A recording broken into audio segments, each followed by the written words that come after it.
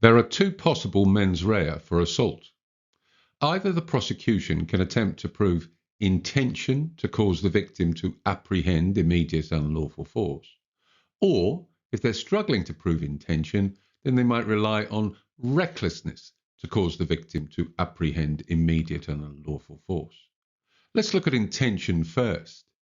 If the defendant makes threats towards someone like "I'm going to kill you" or "I'm going to shoot you" or "I'm going to break your legs," it wouldn't be too difficult for the prosecution to prove intention to cause the victim to apprehend immediate and unlawful force.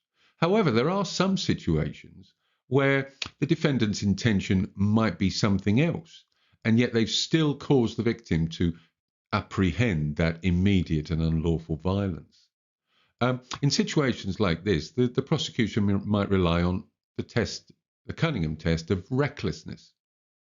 And this test involves us asking whether the defendant took an unjustified risk in making the victim apprehend immediate and unlawful force. Let's give an example from my own past.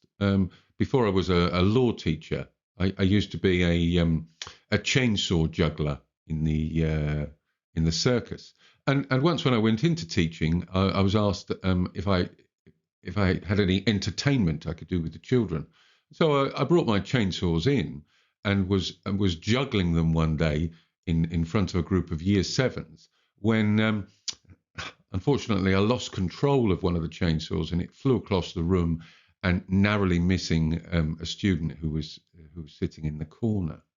Now, in this scenario, the victim did apprehend immediate and unlawful violence. Fortunately, I didn't hit him with the chainsaw, but that wasn't my intention. My intention was actually to entertain the children rather than put them in fear of violence. And so in that situation, the prosecution would attempt to rely on recklessness. They said that I must have known there was a risk of putting that child in fear of violence or causing the victim to apprehend immediate and unlawful violence, and I took that risk anyway. I was reckless.